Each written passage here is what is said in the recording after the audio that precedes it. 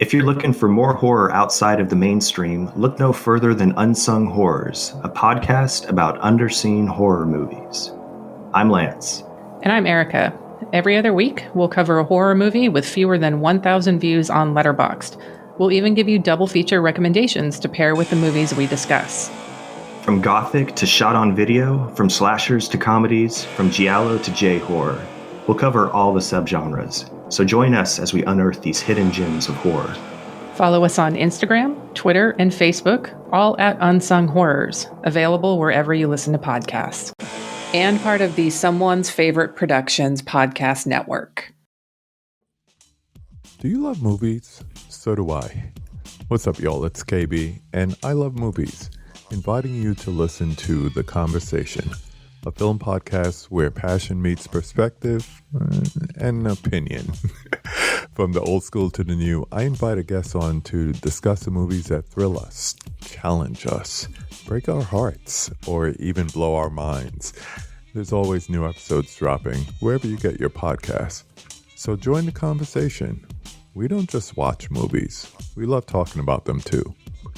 The Conversation with KB Loves Movies, a part of Someone's Favorite Productions podcast network.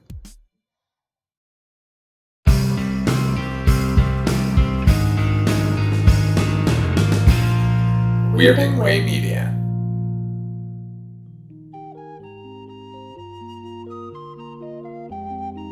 Right, Mr. Walters?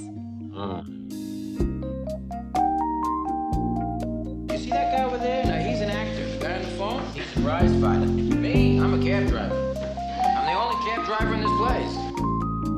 Hello again, everybody, and welcome to Night Mr. Walters, a taxi podcast. I am your co-host, HP, and with me, as always, is my co-host, Father Malone. Father Malone, how are you this evening? Bazongas of feet. I can't wait to get to it. Thank you very much. A reminder, we are doing these shows in broadcast order and not order of filming. So we are going to cover, this is an interesting episode for us, Father Malone. We're going to be covering a two-part episode. I'm just going to call them collectively Memories of Cab 804. Originally, it was 804 Part 1 and Part 2. This was written by Barry Kemp and, of course, directed by James Burrows. Now, this is, as I said, a two-part episode, which is shot as a pickup episode. Are you familiar with the concept of pickup episodes, Father Malone? No, I have no idea. Tell me. A pickup episode is comprised of bits and pieces that are shot at odd times, sometimes after the episode has been shot live with an audience and the audience members have gone home, or there's technical reasons why they had to reshoot it. But basically, these are shot at odd times, bits and pieces over time, and then they're assembled typically for economical end-of-season shows. And according to Frank Lovies in the official Taxi Fan Guide, some of the very first taxi scenes ever filmed were shot for this two-parter.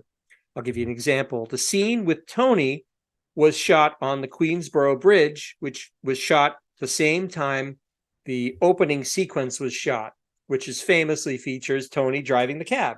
Hey, what do you know about that? That's great.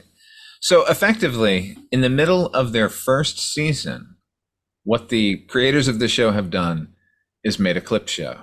It's kind of genius. It is, and it goes beyond what we would think of. When I think of a clip show, Father Malone, I think of somebody who says, "You remember that time we were in the house and something happened," and then they do a flashback to a previous episode that we've already seen. Right. That's exactly what happens here, except it's all new material. It's all new material. I don't know that this is a practice that still goes on today. I was kind of tickled by that, the realization that this is a clip show, but the clips are all new. You remember when most shows would present a clip show and they would have like a special guest come by, like Lucille Ball on the set of Three's Company, telling us about the characters, like, let's meet Chrissy. And then we get a whole series of clips of Suzanne Summers. I hated those versions of clip shows. Like, this is a much more subtle version of the clip show. And like we said, it's all original material here. So that's at least good. By the way, the first clip show ever was Robinson Crusoe of Clipper Island. It was a serial in the 1930s. While they were filming, there was inclement weather that impacted their location filming. So to make up, because they had to put these out week after week, they made a couple of remembrance segments with the characters sitting around saying, remember when we fought that guy at blah, blah, blah? And then they showed scenes from previous episodes. That's the first ever clip show. Wow. Very, very cool fact. And like serials, we get a title card at the beginning of this episode.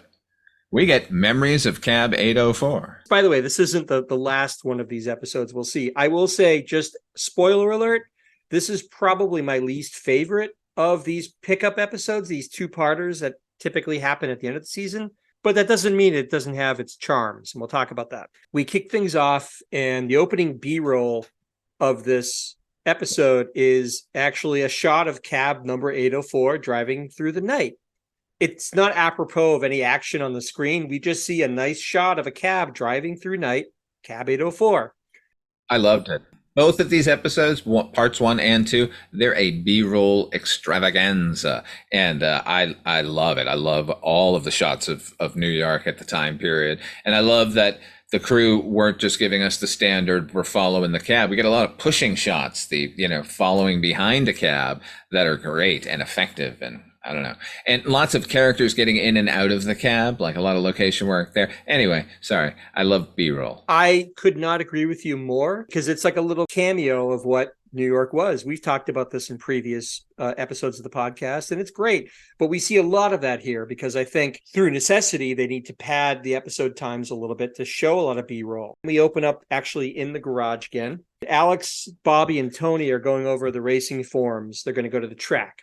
Right. Maybe the biggest surprise of the whole episode is they're waiting for Burns to come back. They won't go without Burns. I think he's going to talk to the horses because he's a hick. Maybe that's part of his forestry training, is he can, the horse whisperer or something.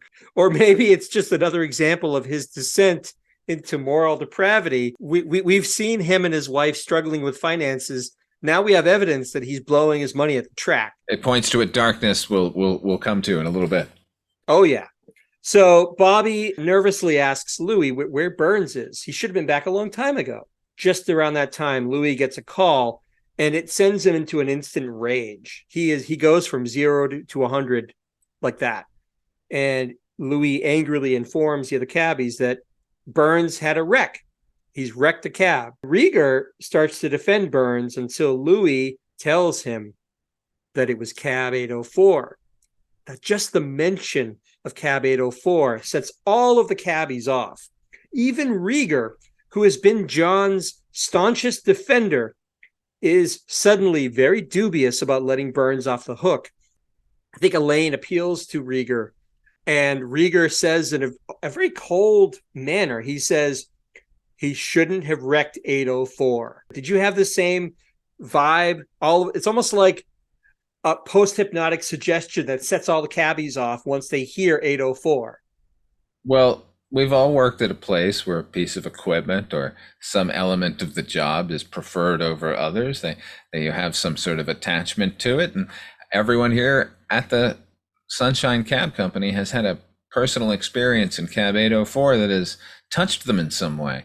I imagine when they're giving out the cab assignments each evening, they're all kind of secretly hoping for 804. And now those dreams have been dashed. Why? Burns. But before we get to that, I do want to mention the most important part of the scene, which is that Nardo shows up in the rest of her separates, her corduroy separates. Last episode, we got a vest and slacks. Today we get the blazer and the skirt and a red blouse underneath. That's oh my God, she's so spectacular. Another nod to the costume designer. She looks fabulous. I mean, this is like a metaphor for the ages, right?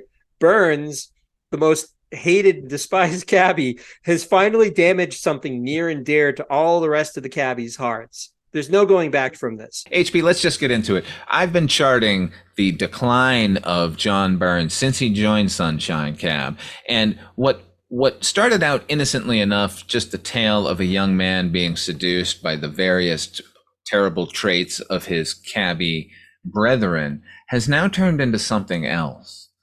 I think this episode marks the opening salvo in the Burns Astopheles, his plan to ruin Sunshine Cab Company, right? He's finally gone all the way over, right? Whatever dark urban power that undulates in New York City has finally taken hold of him, and he's out to destroy. I haven't forgotten Kitty Genovese. Clearly, neither has John Burns, and it begins here.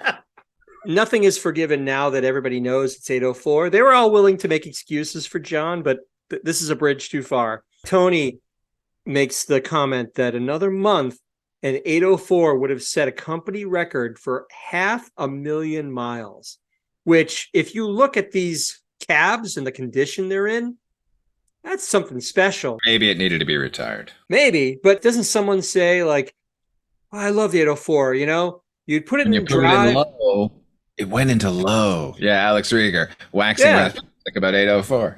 I think that goes against your point. I think 8:04 was one of the few cabs that was in good condition for its age, for sure. I'm just saying, if they loved it all so much, maybe they could have treated it a little more tenderly and not given it to John Burns. Maybe if it's that special, if it's that magical, you don't let the goblins near the unicorn. They're going to kill it. Now none of the cabbies want to go to the track. They all want to stay. This has become like a show where somebody has a horrible accident and oh my God, the Tuscadero got banged up by the Valachi brothers. Like, what's going to happen? Can we get, was it Leather or was it Pinky? It was Pinky Tuscadero got in the accident because Leather Tuscadero needed to serenade us because it was Susie Quattro. Oh my God, I've fallen down a 70s rabbit hole. Get me out of here, HP. We digress. So they all want to stay. The cabbies want to stay in the garage and find out how bad the damage is. This sends them off into a reflective mood, and Alex kicks off the storytelling by noting the irony that he originally picked up Burns in 8:04, continuing this metaphor of this destructive force being known to the cabbies right from jump. Interestingly enough, this was shot for that first episode, but was not used. So we have this little mini scene where Burns gets into the car. He's a yokel from wherever, and he, in a bid to make conversation with Alex, he starts messing with the safety shield and pokes it, and the safety shield falls on top of Alex as he's driving and makes him almost go off the road, which at that point, Alex, echoing the audience sentiment, Alex muses, I should have known then, because we all should have known. He should have known. Now, here's where the episode kind of turns into the anthology film Tales from the Crypt, the Amicus production Tales from the Crypt, because each of the characters in turn starts to tell us their dream. No, and it's not the dream here, but it's what actually transpired in the cab. But take note, in keeping with the theme of the darkness at the heart of John Burns, all of their stories are a little bit off, a little bit dark. There's something going on at Sunshine Cab. Is it ironically named? Perhaps. I think so. And I also want to say that these are all highly unreliable narrators. So as we describe what happens to them or what they say happens to them, bear that in mind, particularly Nardo's story. But we'll get to that in a minute. Particularly when Wheeler opens his mouth about anything. Right. Speaking of Wheeler, it's Bobby's turn to rhapsodize about 8:04. In his telling, he was driving 8:04 when there was a rash of robberies. There was somebody mugging cab drivers. Bobby started carrying a piece with him, like a 38 special. No, it wasn't a 38 special. A 357 is what it is. Wheeler's driving 8:04, and a guy comes and tries to mug him. I was struggling to try to remember. I've seen this guy before. The robber is played by a fellow named Scoey Mitchell. Did you know Scoey Mitchell? I do know Scoey Mitchell. I know he starred in a 1970 version of Barefoot in the Park, an all-black cast version of Barefoot in the Park that only lasted a few episodes until he quit. I know him from there. I also know him as Richard Pryor's dad in JoJo Dancer, Your Life is Calling. That's where my familiarity with him. And his brother Billy Mitchell is a pretty good jazz pianist. That's my sum total knowledge of Scoey Mitchell. The name Scoey also just sends me into a tailspin into The Simpsons, because they had a parody of Arnold Schwarzenegger with a character named McBain, who was always fighting Mendoza. McBain's partner, who is kind of based on Danny Glover's character from Lethal Weapon, but bears an uncanny resemblance to Scoey Mitchell, is named Scoey. So Every time I see the name Scully, all I can hear is the Harry Shearer voiced Nick Bain saying Scully. See, and I thought when you talked about Billy Mitchell, I thought you were going to say he had a brother who was pretty good at Pac-Man, referencing, of course, Billy Mitchell, who had the perfect Pac-Man game. You will never hear me refer to that man. No, he's loathsome. I've seen him in, it was like a variation of the Newlywed Game, where you would appear with your wife, and you would be like backstage with headphones on, and they would ask your wife questions. I've seen the show. I think Stilla and Mira were on it once. Yeah. No, totally. The name, I couldn't dig it up for the life of me. But let's just say he did the rounds of 70s game shows. He was on like Password. 70s and 80s game shows and a ton of 70s detective shows and comedies and guest stars and a lot of things. And he's delightful. He's really good here. I love a reasonable thief, and he's the ultimate reasonable thief in this episode. He is so good in this. He is really funny. He tries to reason with Bobby because Bobby pulls his gun. This guy has his gun pulled, and he basically just tries to appeal to Wheeler and say, look, son, you don't have to do this. You're misunderstanding. Like, this is the point at which you give me the money and I take the money and I go. No tricks. Bobby refuses to back down. So now they're at a stalemate, and they sit in the cab. Neither person is going to put their gun down. They end up fogging up the windshield. And when Bobby goes to wipe away the windshield to see how much time has passed, like, they realize that they've gotten a ticket because they've been sitting in this cab for so long, which, delights the robber. He thinks it's the funniest thing. The writing is great. The performances are great. I love this whole segment. I love these two guys. So more and more time is passing, and they're getting more and more tired as they hold these guns up. And Wheeler, he has this idea that they're going to take a break and switch the guns to the opposite hand. Have you ever held a .357 Magnum? How many hours have they been holding it that the police came and put a ticket in? He's got a good idea. That's not what I think is a bad idea. What I think is a bad idea is giving the robber any chance to try any funny stuff. Because what's he going to depend on this guy's, his word that he's not going to try anything funny? Because guess what? They do the count of 3, 1, 2, 3. And the robber kind of like pushes himself into Wheeler, and they fumble. The guns all fall to the floor. They pick up. Now they've got each other's gun. I'm going to disagree with you about your characterization of the tussle. I think they were both switching hands at the same time, and their guns collided because they did it too close to each other. I don't think there was any mischief going on between either of these combatants. I will respectfully disagree. I'd say go back and watch the tape. But nevertheless, they fumble somehow with the guns. They each come up with each other's gun. Now Wheeler has the robber's gun. The robber has Wheeler's destroyer and his hand cannon in his hand. When Bobby protests, the robber informs him that his gun wasn't loaded anyway. So now Wheeler is totally screwed. He says to Wheeler, look, enough games, son. Just give me the money. But in a last-ditch effort, Wheeler shoves the barrel of his gun into the robber's gun until they effectively become one gun with two barrels. They get stuck. The robber's just kind of like, hey, man, you're no fun to stick up. Yeah. And he just hands the now one-piece giant art sculpture that is two pistols stuck together into Wheeler's hands, and then tries to leave. And this is my favorite part. Wheeler says, like, oh, no, man, I'll hit you. That phrase, the way his intonation, the way he said, I'll hit you. That I've been hearing that for 40 some odd years. I realized while rewatching this episode that this might be the episode of Taxi I have seen the most. So anyway, when the robber finally gives up, Wheeler isn't going to let him off the hook. Now the robber owes him $48 because the meter has been running this whole time, plus the cost of the ticket. Exactly. So the robber gives up the money, and he dejectedly says to him, hey, I don't have enough money for cab fare. Can you give me a lift home? And Wheeler, in a moment of compassion, says, all right, where do you live? And the guy tells him his address, and he says, you're going to take me there?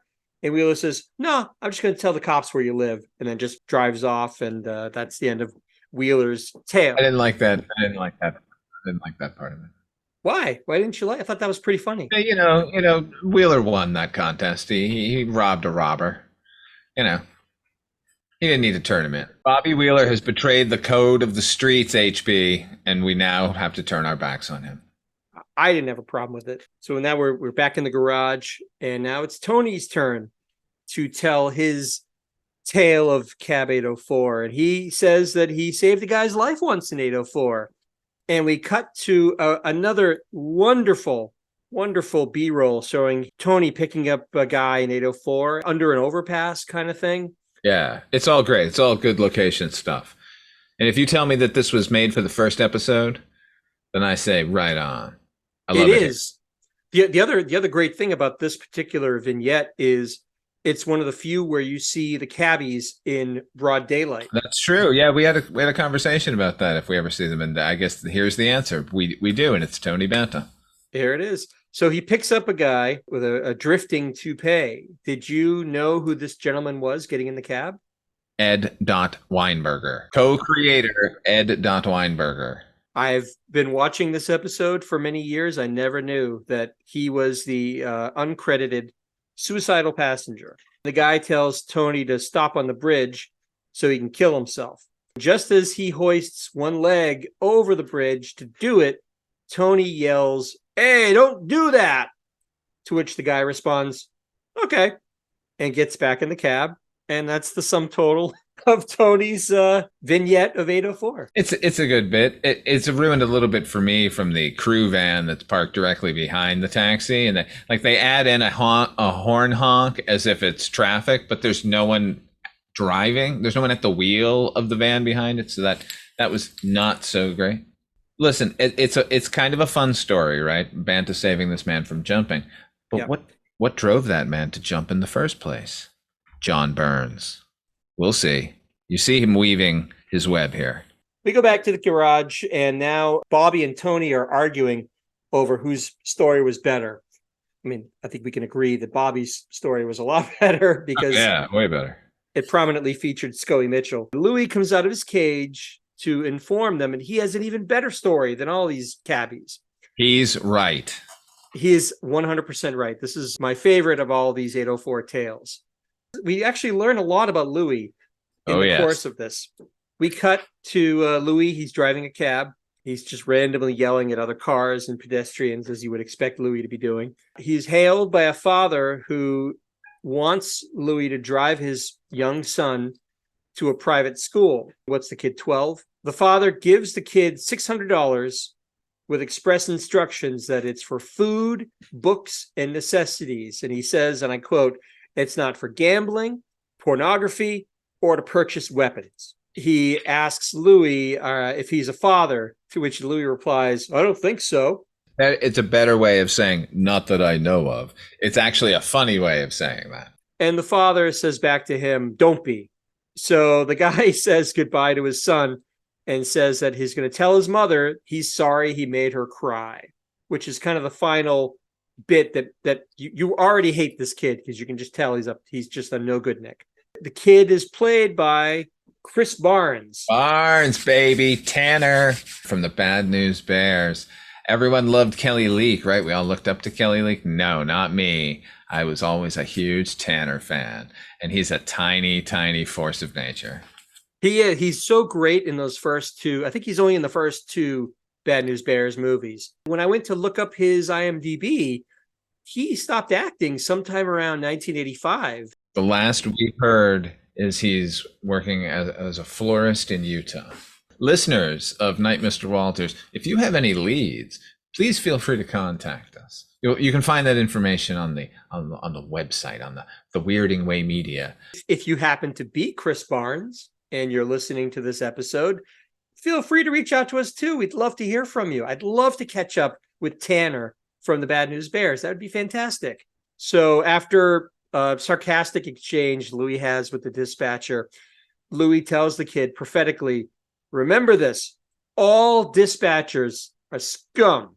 The kid convinces Louis to let him drive for $30. When Louis asks if he's sure, the surly kid replies, "You don't steal cars without knowing how to drive them." I love him. Did I mention I've seen this episode more than any other episode? I've seen this from a very young age more than any other episode. I loved this kid. By now, we already know how loathsome Louis is, but here he's being matched by this little pint-sized terror getting driven to a private school. We're kind of rooting for Louis in a weird way, but at the same time, we're happy that Louis is getting put in his place. When the kid goes in the front seat to start driving, he like picks up this, like, he's like, I don't need this. And there's a cushion that Louis has to sit on to raise him up. Pillow. So I don't need this pillow. I wrote the line down. I loved it. Yeah. Yeah. Which is funny. Louis De Palma, no doubt, is tired, more than tired, about being compared to a child because of his height. And here's a child who's his match in every single way. By the way, kudos again to whoever is running the poor man's process, because I don't know if you noticed this, Father Malone, but there are times as they're in their conversation, Louis will say red light, and it's actually a red light reflected on the cab, and then he'll say green light, and the green light it's phenomenal, right? Oh yeah, we've said it before. We've said it since the very first episode. What's going on here? Any of their process shots where we got the cabbies driving at night, it always feels like they're driving, and it's not. It's them just sitting on a stage, and it's because of the hard work of the technicians behind the taxi over on Melrose Avenue at the Paramount lot. Louis starting to make conversation with this kid as the kid's driving, and he asks the kid about being rich and what his mother looks like. And the kid whips out his wallet and says, oh, here's a picture of my mother. So Louis looks at it and he says, hey, ooh, nice bazongas. And the kid says, what are bazongas? And Louis asks him how old he is. And the kid says, 12. And what's Louis' reply? Bazongas are feet.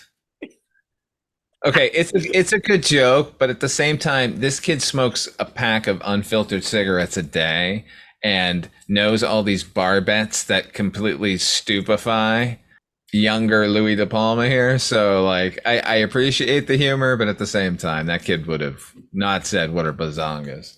It is a bit of a stretch, especially considering that the father already warned him against buying pornography. Pornography, no weapons, like this kid's all set. Now the conversation between the two of them starts to escalate into bar bets that the kid is smarmily keeps winning, right? They're like textbook bar bets. He says he knows he can predict the score before the game between the Celtics and the New York Knicks. He wins the bet by saying 0-0. He says to him, he bets that he can say all 50 states in less than a minute. They're so stupid. Like, Louis should have known better. Louis should have known. This one was ridiculous because he says, all right, you're going to say all 50 states in less than a minute. You're on. And then all the kid does is say all 50 states, and takes the money off the dashboard.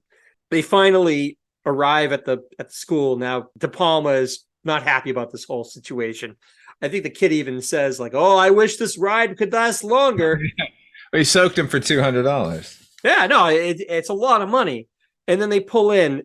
And the kid offers one final bet to win back his money. He says, "This is going to be men."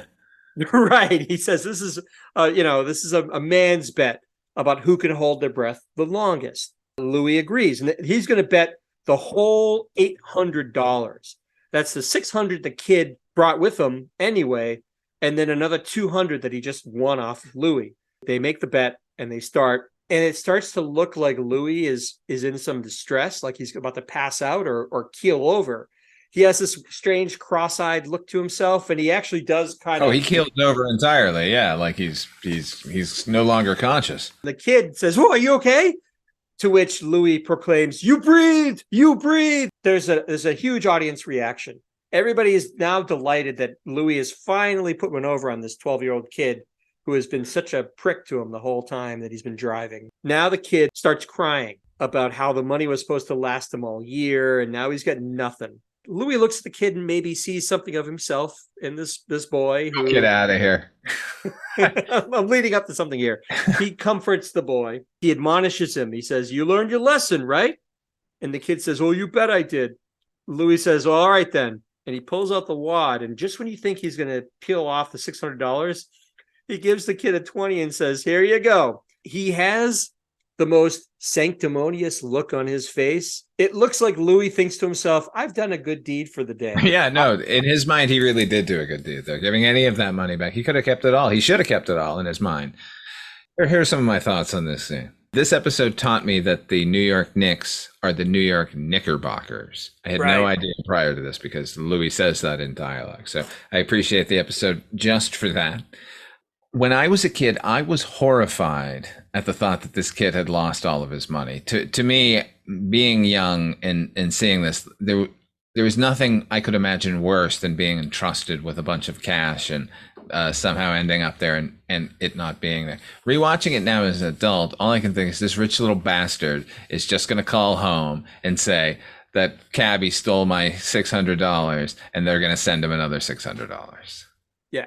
And I think we can speak from some experience with our experience at private schools, Father Malone. Problem is, HP, I got to say this, that this is a sort of expectation denial situation that Taxi set up in my head, because you and I did go to prep school. We went to a prep high school together, and I was expecting to meet a Tanner character like this character from Taxi, who was like on the make and at least like making something happen. He was a scammer and a con artist. Like that guy, he could be the prick, and I would admire him being a prick and still be his friend. But what we were dealt with were just pricks. Yeah, that's fair to say. I think the less said about that, the better. But yes, we didn't meet anyone who like had some grand scheme, like in Toy Soldiers, the kid who's making the liquor in the mouthwash bottles, Right.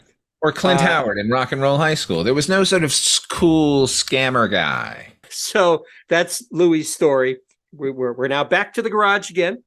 And Elaine, Elaine, you can't keep Elaine down. She's Miss Optimism. She says, well, maybe look on the bright side. Maybe it's just a fender bender. And right then we see the object of our ire, Burns. He walks in. He keeps proclaiming that everything's all right. He's fine. Nothing to see here. He's fine. And then right behind him, the tow truck comes in with the totaled, demolished Hulk that was 804. Like she met Christine out on the roads. Right. It does look like something out of Christine. It's completely mangled. And Alex goes over to try to open up the passenger side rear door, and it falls off in his hand. One of my favorite moments when Danny DeVito's reaction to that is like, what are you doing? Why are you touching it? That is the end of episode 1 of the two-parter. We see Burns walk in and all the horror that he's wreaked by the senseless totaling of 804. God knows why. Senseless? Oh, no. There's sense to it. It's just kept from us. Kept in the dark heart of John Burns. There's a quick narrated recap of the previous episode in part 2. Were you able to find out who did the narration? No. It sounds like one of the writers or one of the creators of the show. Like somebody involved with the show, like, oh, we need something here. But I do not know why they didn't turn to one of their fabulous cast. After this quick, meanwhile kind of thing, we're back with the wreckage of 804. Alex announces that 804 is about to go, quote, under the wrench, which sends Burns, he starts wailing that he wishes it was him going under the wrench, and the audience collectively nods their head in agreement. Yes, we all wish it was you and not 804, Burns. And every character in that garage is also thinking it. Oh, yeah. But here's the thing, HP. That's exactly what Burns wants. I've already heard your dark tales. Tell me the good ones. Tell me the ones that will make you actually miss this hunk of slag that I've returned to you, as so many of your memories and dreams will be. Speaking of which, it's Elaine, ever the compassionate caregiver, is the one who tries consoling Burns. But even she is greeted by glum, accusatory looks from the rest of the cabbies. Maybe they're all onto Burns's evil scheme. Who can say? Now Latka walks in, and it's like a scene out of a medical drama. He's like the surgeon who's come in to try and save the dying patient. All the cabbies rush over to Latka, and like I said, he's greeted like a surgeon getting ready to go into the OR. I think even Burns is putting his gloves on as you would put on latex gloves onto a surgeon. Louis says, we really should get a specialist on this. And Latka kind of dismissively waves his hand and said, there's no need for a specialist. He can fix it. He's so confident. Latka strides over to 804, He performs a kind of a cursory examination with a lot of and kind of prodding and poking as a doctor would probe and prod a patient before he finally announces, "I quit." And he just starts walking off the stage. Everybody's freaking out. They all convince him to go back and give it a go. He decides grouchily he will try to save 804, but even he doesn't see much that he can do for it. And now, whose turn is it to tell their 804 tale? Elaine. My goodness, thank goodness we get to spend some time with Elaine Nardo for a little while. After all this folderol with Burns, the rest of these people. My God. Did you just use the word falderall? That's right. Elaine wants to tell her story. And initially, curiously, that none of the cabbies rise to the bait. They all just seem very disinterested until, scumbags they are, until she says that her story is about a guy that she picked up one night. And all of a sudden, now they're all raptly interested. Suddenly, the saxophones begin playing in their heads, and we get a vision of Nardo in flagrante delicto. Alex brings up the fact that Nardo in the past has stipulated she has a no passengers rule for dating. But she says this one was special. Oh, baby. She's in the cab. She's driving around. She picks up a fare. And who does she pick up in the cab? It's Mr. Reverse Mortgage himself. It's Tom Selleck, of course. It's multiverse Indiana Jones Tom Selleck. It's a young Tom Selleck. He needs a ride to the country. He's going to an art auction. It's 140 miles away, which initially Elaine kind of balks at. But one look at this hunk in the back seat, her reservations melt away, and she does basically a complete reversal and says, "Yeah, come on in." She calls Louis, and she says she'll be a little late. How late, he asks. She kind of arches her eyebrow and says, "Don't wait up." I had mentioned this before. These are unreliable narrators. I don't for a second buy the perfection of how she describes this whole scenario. What are the odds that it's God's gift to women walks into the cab? He's an art collector, an art dealer, and he's going to an art auction. These are all things that are like bing, bing, bing, all setting off like alarm bells. Are you just saying Nardo's a liar? Is that what you're putting across here? The sweetest, the most delightful, the purest of the cabbies is somehow just involved in mendacity? I'm merely suggesting that she's gilding the lily perhaps a bit because it just seems too perfect to be true. Maybe that's the magic of 804. Maybe I'm just looking too deeply into this. Or maybe she's fallen under the spell of the evil Lord Darkness, John Burns. Look, everything is in play here. I'm not going to dismiss any theory at this point. She decides to drive this guy 140 miles. And initially, they start to make small talk. She tells the guy about her art gallery dreams. And hey, what do you know? It turns out this destination is an art auction. And he asks her to join him. And she initially demurs. She says, no. But you can really see that Nardo is starting to warm up to this guy. They cut back to the cab. They kind of fade in and fade out. Now he's actually driving the cab, which I thought was a funny juxtaposition there. Here's where the unreliable narrator thing comes in. He's pouring his heart out to Elaine about how he got divorced because he wanted kids and the ex-wife didn't. HP, listen, I know you keep accusing her of lying. You keep saying gilding the lily, but she's lying. But here's the thing. This might be the one good story. Maybe this was the perfect night for Elaine. This is why people should actually admire Cab 804, because a magical moment like this could have happened. And it still ends tragically. Maybe I'm just looking at it with too jaundiced of an opinion. I trust Elaine Nardo. Clearly you don't. Maybe not. Hands off. She's my girlfriend now. So they're driving, and even she admits at this point, when he says he wanted kids, she didn't. Even she says to herself, like, you're too perfect. They finally pull up to a stately mansion. It's the end of the line for Mike Belden. Now we know his name. His name is Mike Belden. Oof, what a terrible name. Terrible. It's like George Glass. It's phony. Eesh. Phony as hell. He asks Elaine to spend the night with him, confessing that this might be his only chance because he's got to fly to London the next day and he doesn't know when he'll return. Elaine is conflicted. She's very conflicted. But finally, she says she just can't do it. They share a kiss, very passionate kiss, and he pays for the ride with $100 tip. Oh my God, $100 tip. Did he pay for the ride and give her $100 tip, or did he just give her $100 bill? Because all I saw was him hand her $100. No. He paid for the ride, and then he says, "And this is for you." And she says, $100. I can't. She refuses. He says he wants her to think of it as a down payment on her art gallery, which is very sweet. And she jokingly asks him, "Well, what would you have given me if we'd spent the night?" Oh my God, memories, baby.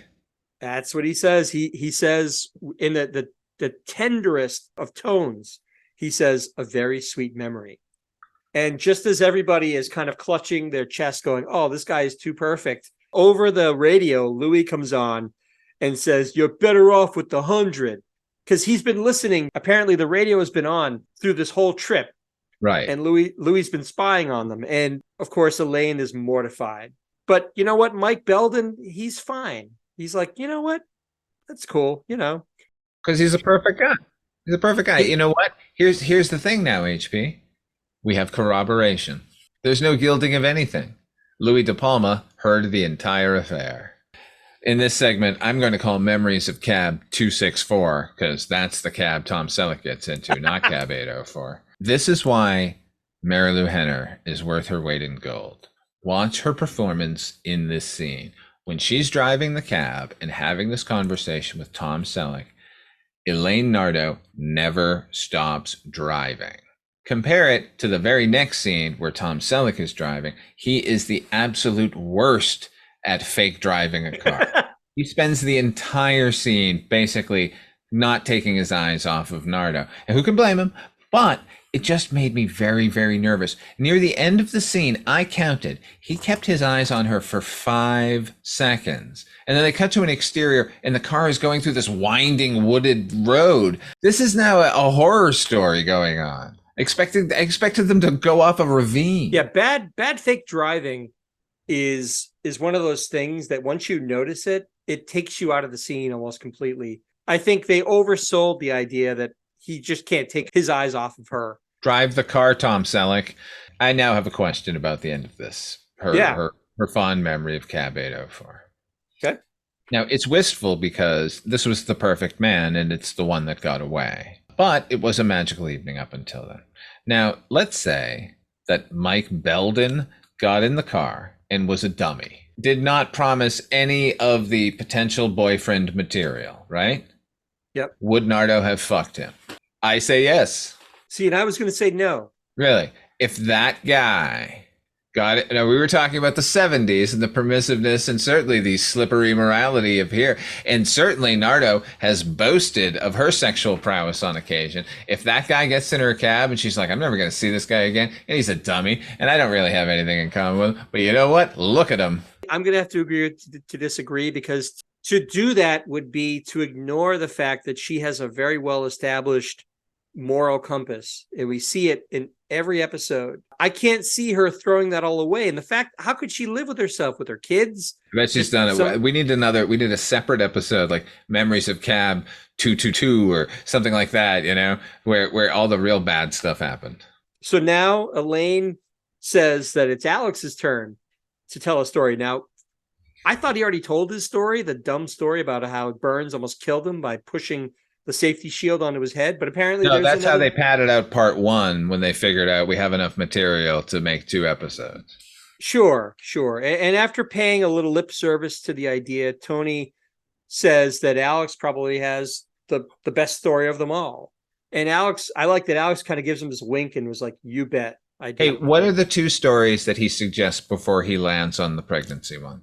Alex's other 2 stories that he references about 804 before he lands on the one he discusses. He had 2 stories. One was about a contortionist who insisted on riding in the trunk. And the second story is about a woman with a head of lettuce who insisted that it was alive and was asking Alex to ask it questions. Both of those would be better stories than the story we get. Probably. We go into Alex's story, and it's wintertime, and an expectant father and his girlfriend hail Alex to take them to the hospital. She's very pregnant. She's about ready to deliver her baby. Who's the father? It's a familiar face. Inigo Montoya. Alex Rieger killed his father. He needs to prepare to die. It's Mandy Patinkin. It's crazy to watch this episode where not only does Tom Selleck feature prominently, but Mandy fucking Patinkin. This is man. Obviously he's known, like you said, for Princess Bride, and he's a big Broadway performer. But for myself, I prefer to think of him as Detective Sam Francisco in the criminally underrated movie Alien Nation. That is a good movie. Rockne S. O'Bannon wrote that one. If anyone listening to this has not seen it, I recommend that you do. You will not be disappointed. It's a great movie. His girlfriend, I guess we find out, is named Regina Bath. Like a Batman cutout, like one of the shock Bath. Sure, Biff, bam, boof. She has no real credits of note. However, she starred in a 1976 movie called Atlantic City Jackpot, aka The Money, which also featured Danny DeVito. Danny DeVito as the bartender. Are you familiar with this movie, Father Malone? Yes, actually. You are. Was it I couldn't get much information. Was it a comedy? Was it? Yes, let's say comedy actioner. I saw it as a kid. I have no recollection more than that. I do remember Danny DeVito in a lot of things early on. And certainly I was always willing to watch because I liked him from Taxi. The movie that I was surprised to find him in that I had no awareness of until I saw it was a movie called Swap Meet, which was your garden variety drive-in TNA flick, and DeVito features prominently in this movie. Have you ever seen that? I haven't. Now I'm going to have to see that. John Grease is in it. Man. Oh yeah, I'm definitely going to check that out. Yeah. Swap Meet reminds me of like Scavenger Hunt. It's a terrible movie. Don't get me wrong, it's bad, but it's pretty Is it cool. Is it worse than Going Ape featuring Danny DeVito and Tony Danza? Yes. It's worse. Oof, wow. Well, it depends on the really looking forward to it. No. It depends on the criteria with which you're looking to enjoy it on. Like if you're looking for just a mindless teen exploitation movie from like the 70s, always, then you'll love it. But if you want a timely drama about a man and his two apes who figure into an inheritance, then Going Ape is what you should go with. Well, Going Ape has Stacey Nelkin in it, so that's speaking of 70s, 80s actresses, and she was also in Get Crazy, and also featuring Jennifer Walters, I believe, was also in Going Ape. Back to Patinkin for a second, because Patinkin was and always be a monster of the stage. So he was well known to the makers of Taxi, because from my understanding that when Judd Hirsch was being a bit cagey about whether or not he would commit to a series of television, the shortlist included Mr. Mandy Patinkin to take on the role of Alex Rieger, which, thank God, Hirsch came to his senses, because I would have spent 5 seasons constantly on edge that Rieger would suddenly start belting out "Brother, Can You Spare a Dime?" Although to be fair, we do get to see Rieger belt out Being Alive twice in a future episode. So that's fine, but Patinkin would be doing it in every episode. That would have become one of the character's unfulfilled ambitions. Right. He wanted to be an opera singer or something. Yeah, precisely. Mandy Patinkin was, I don't know how far up the list he was, but I know that he did. I've read in the Lovey's book, I think Tony Danza discusses how when he went in to do line readings, he read with Mandy Patinkin, which lends credence to your theory that he would have been on the short list. So that's pretty cool. They get in this cab, this expectant father and his girlfriend. There's a mix up where the father gets in without the girlfriend, and they have to. Oh my God! Have you seen an episode in any television series ever where there's an elevator pregnancy, a trapped pregnancy? Here it is. Every single one of those cliches are here. He's bumbling about this. He's really on board until the actual pregnancy starts, and then he's failing and failing and failing. He has to get in the front seat and everything. Oh my God! It goes south from there. He's trying to project confidence, but once it becomes clear that her contractions are coming too close to really make it to the hospital, he starts to lose his calm. She's going to have the baby right there in the cab. He gets lightheaded. The father gets lightheaded and has to lay in the front seat of the cab while Alex does all the work in helping this woman deliver her baby in the middle of its winter. I mean, it's cold. The father's getting nauseous and lightheaded, like I said. He's still trying to coach the girlfriend and Alex with the Lamaze method. Although my favorite line from this, and this was not my favorite segment by a long shot, but my favorite line is the father says to Alex, make sure she's at a 45-degree angle, to which Alex exclaims, to what? To what? Which is exactly like, if I'm in the back seat with Alex, if I'm Alex in the back seat with this woman, and he says like 45 degrees to what? To the seat, to her back, to her legs. Like, what does this all mean? So I thought that was pretty funny. I agree. There are gems here. I know I'm beating on it because it's Clicheville, USA, but it's winning because the performances here are all solid. They're really, really good performers. It can't be bad. The writing is fine, but they're elevating everything, these three. Because it would have been so easy to have the panicky dad who's hyperventilating and overdoing it and playing it like really huge. And that's not what Patinkin does here. Alex frantically calls Louis on the radio and tells him a lady's having a baby, to which Louis replies, I never saw her before. He asks Louis to send a doctor to their location. The baby's coming and the father refuses to look. The mother, I think his name is Alan. The mother, whose name I believe is Ruth, says that she'll remember this and, she's going to hold this against him. At the last second, the guy finally says, all right, I'm going to look, but I'm going to pass out. And then he looks. And of course, this beautiful look of calm and wonder and happiness, and just it flashes across this guy's face, witnessing the miracle of childbirth, what have you. And then he turns to the camera and he says, you've been Patinkin. You've been Patinkin. That is outstanding. So finally the baby comes out. The father is looking on with pride and love and everything. And Rieger wraps the baby up in his jacket because it's winter, and everybody's happy. They thank Alex and they ask him, since the baby doesn't have a name yet, what's your name? They don't even know his name. And he says, Alex. Mandy Patinkin replies, maybe we'll get you a bottle of scotch. So Wow. Vaudeville. Yeah. Okay, look, I think this is a nothing segment. I did not enjoy it. I think all the performances are really good, but I will point to one thing that might redeem the episode. We talk about business, about little bits of business that actors engage in. When they say, what's your name? Alex says, Alex.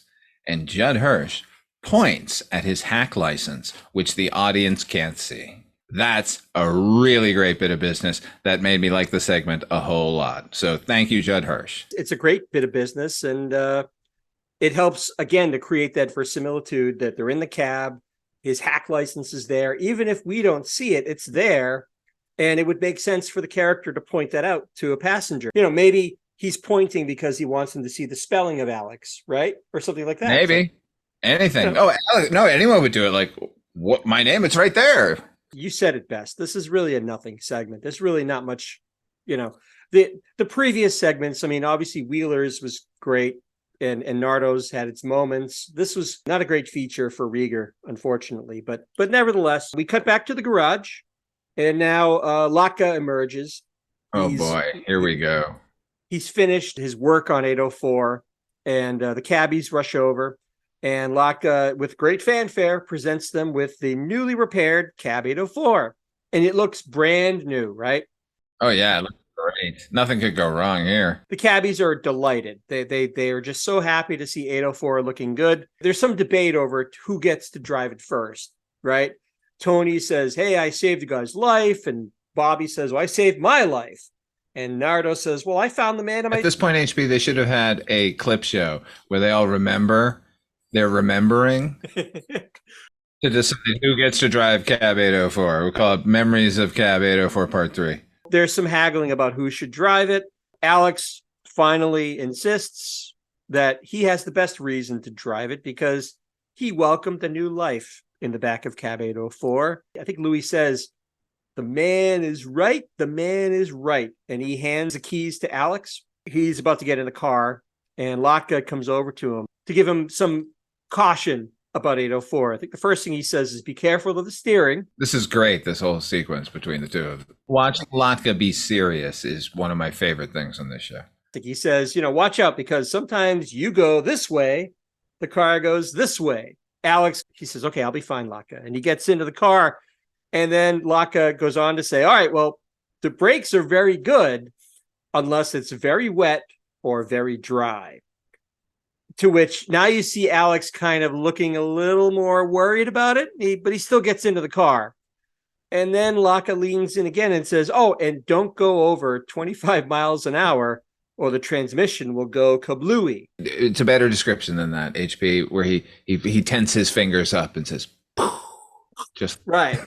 Just mind explosion. You can see Alex is kind of apprehensive about the whole thing.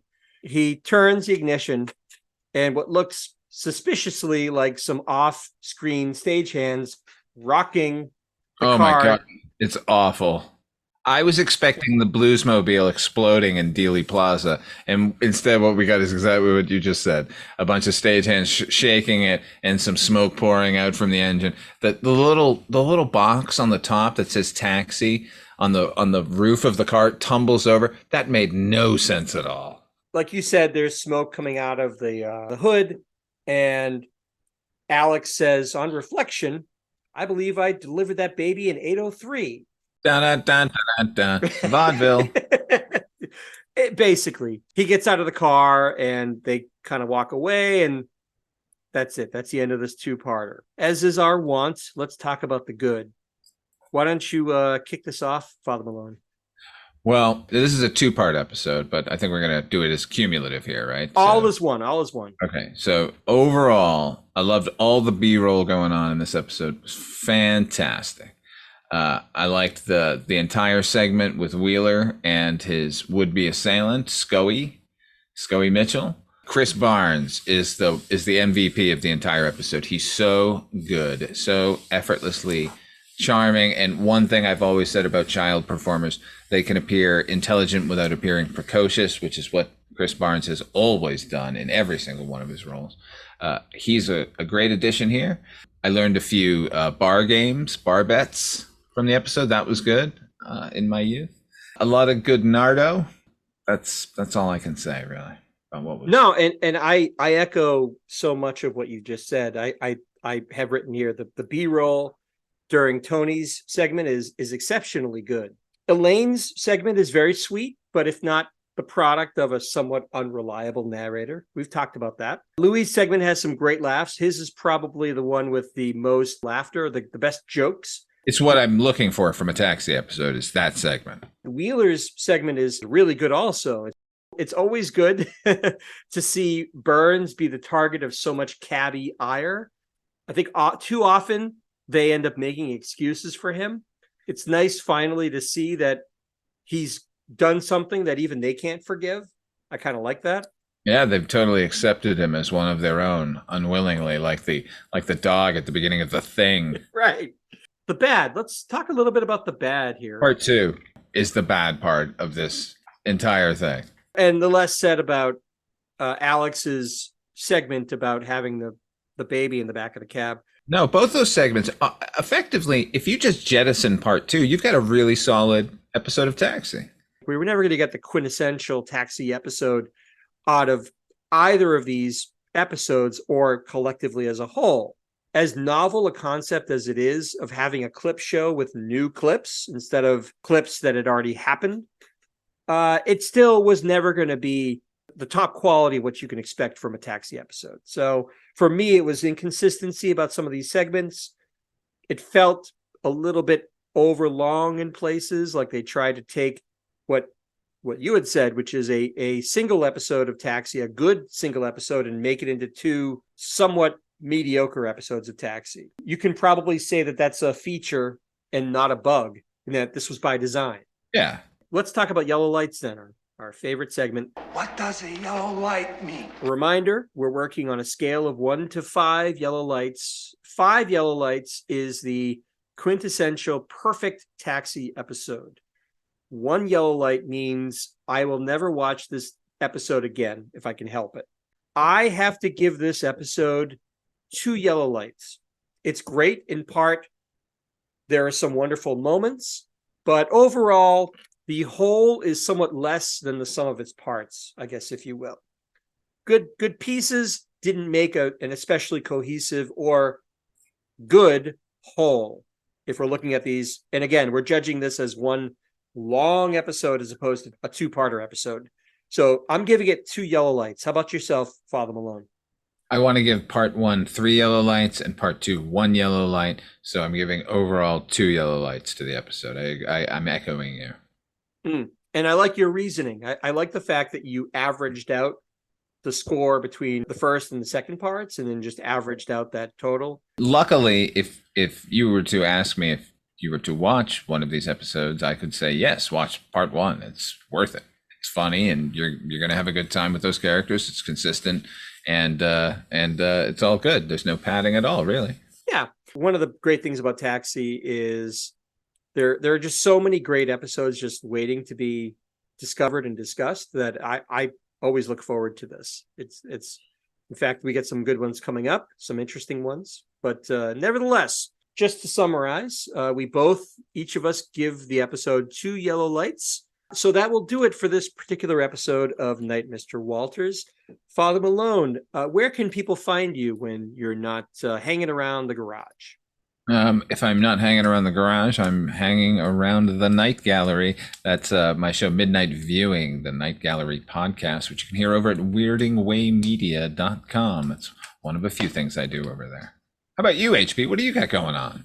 A lot of stuff on the Weirding Way Media Network, including this fine show, Noise Junkies, which is our music podcast that the two of us do with Heather Drain, the wonderful Heather Drain.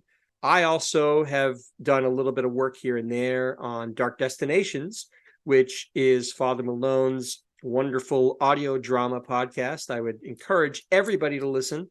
It's my favorite. That'll do it for this episode of Night, Mr. Walters. For myself and for Father Malone, thank you so much for listening, and we'll see you next time. Night, Mr. Walters.